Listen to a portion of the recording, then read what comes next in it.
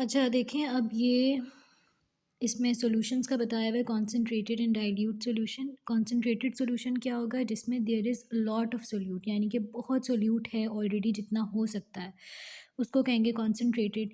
अब जिसमें सॉल्यूट का बहुत कम अमाउंट होगा उसको कहेंगे डाइल्यूट, यानी कि पतला। अगर हम उर्दू में कहें कॉन्सेंट्रेटेड सॉल्यूशन क्या है, जो गाढ़ा है, और डाइल्यूट क्या है, जो पतला है। ठीक है जी।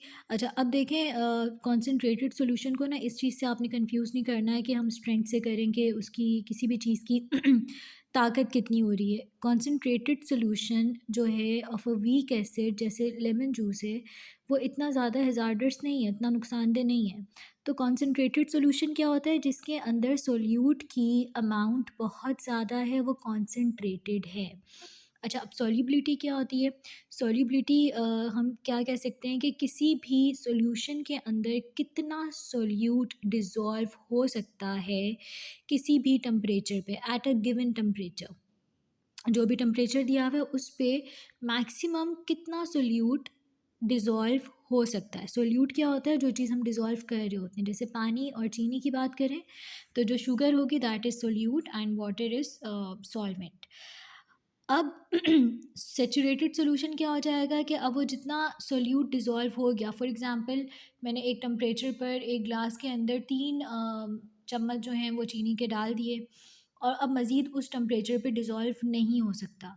तो ये क्या हो गया मेरा सैचुरेटेड सॉल्यूशन। अगर मैंने 3 चम्मच से कम डाले हैं कि और डिज़ोल्व हो सकते हैं, that would be unsaturated solution.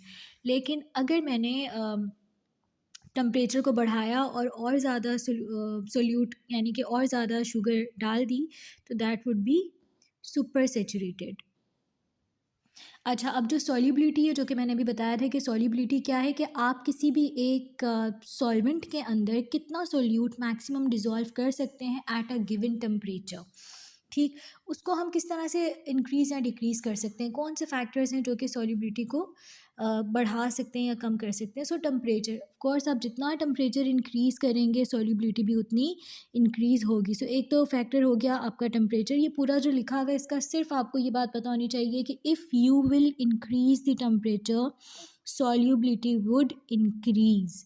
और टेम्परेचर कम होगा तो सॉल्युबिलिटी, जैसे ठंडे पानी में चीनी अगर आप डिज़ोल्व करेंगे तो ठंडे पानी में डिज़ोल्व नहीं होगी।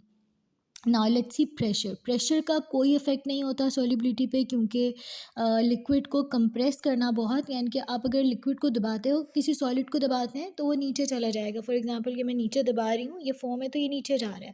बट अगर हम किसी लिक्विड को प्रेस करते हैं तो वो कंप्रेसेबल नहीं होता है। ठीक है। सो सॉल्युबिलिटी का लिक्विड के उससे तो कोई ताल्लुक नहीं है, लेकिन an increase in pressure affect the solubility of gas in liquid. अगर किसी गैस को लिक्विड के अंदर करना है तो ऑफ कोर्स गैस क्या होती है, उसको कंप्रेस करें तो वो कंप्रेसेबल होती है, उसका वॉल्यूम कम हो जाता है। ठीक है। So if we are going to dissolve a gas in a liquid, उस वो अफेक्ट होगा।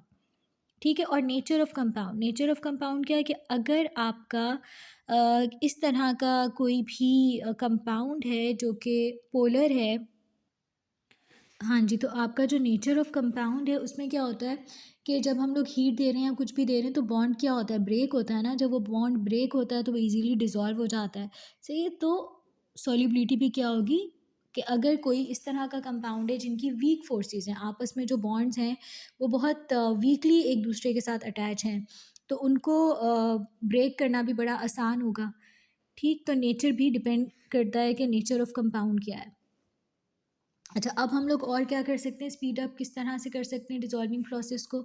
अगर आप किसी चीज़ को स्टर करते हैं तो आपने देखा है अगर चाय के अंदर चीनी ऐसी रहने दें तो वो तो डिज़ोल्व बड़ी मुश्किल से होगी। ठीक है। लेकिन अगर आप उसको स्टर करते हैं तो स्टर करने से ऑफ कोर्स ज़्यादा ईज़िली डिज़ोल्व हो जाएगी। ठीक है। और अगर आपने कोई पाउडर फॉर्म में शुगर ली है वो ईज़िली डिज़ोल्व होगी बानिस्बत के अगर आपने कोई एक क्यूब ले लिया शुगर का तो उसको डिज़ोल्व करना मुश्किल होगा। So if the thing is in granulated form और वो पाउडर फॉर्म में है, उसको ईज़िली होगा डिज़ोल्व करना, क्योंकि उसका सरफेस एरिया बढ़ गया। तो जितना ज़्यादा सरफेस एरिया होगा उतना ज़्यादा चीज़ को डिज़ोल्व करना आसान होगा। अच्छा, अब ये काइनेटिक थ्योरी वाली चीज़ ना थोड़ी इम्पॉर्टेंट है कि किस तरह से जो भी कोई सब्सटेंस है वो बिहेव करता है मेल्टिंग। अगर सॉलिड को हम लोग वार्म करें तो इसके पार्टिकल्स क्या हैं, एक बड़ी जल्दी मूव करेंगे और वो किस में कन्वर्ट हो जाएगा, लिक्विड के अंदर।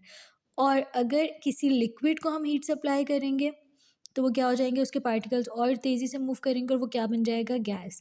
लेकिन जब हीट को रिमूव कर देंगे गैस से तो टेम्परेचर क्या हो जाएगा, कम हो जाएगा। जब टेम्परेचर कम होगा तो वो पार्टिकल्स क्या होंगे, एक दूसरे के करीब आ जाएंगे, तो वो क्या बन जाएंगे, they will become again liquid. That is condensation. क्या होती है कि आपका गैस से लिक्विड में बनना। फ्रीजिंग क्या होगा, जब हम लोग लिक्विड को कूल डाउन करेंगे तो पार्टिकल्स किस तरह से मूव करेंगे, जब किसी चीज़ को ठंडा कर, ये बात याद रखनी है कि जब भी टेम्परेचर देंगे किसी चीज़ को तो उसके पार्टिकल्स तेज़ी से मूव करेंगे, भागेंगे। और जब भी हम टेम्परेचर कम करेंगे यानी कि फ्रीज़ कर रहे होंगे तो पार्टिकल्स भी स्लो डाउन हो जाएंगे। तो उसी तरह से उसका स्टेट ऑफ मैटर चेंज होगा। जब पार्टिकल्स को ज़्यादा हीट देंगे तो वो सॉलिड से लिक्विड, और ज़्यादा देंगे तो लिक्विड से गैस बन जाएगा। लेकिन अगर गैस के पार्टिकल्स की हीट कम कर देंगे तो वो गैस से लिक्विड बन जाएगा, और फिर लिक्विड की और कम कर देंगे तो उसके पार्टिकल्स और ज़्यादा हल्के से मूव करेंगे और स्लो डाउन हो जाएंगे तो वो सॉलिड हो जाएगा। सही है। तो मास हमेशा क्या होता है, वो अपनी एक स्टेट से दूसरी स्टेट में चेंज होता है, वो कभी भी वेस्ट नहीं होता। तो मास इज़ ऑलवेज कंजर्व्ड, यानी कि मास क्या होता है, it can change its state but particles will remain the same। सही है। तो टोटल मास जो होता है इट्स ऑलवेज सेम, वो चेंज नहीं होता।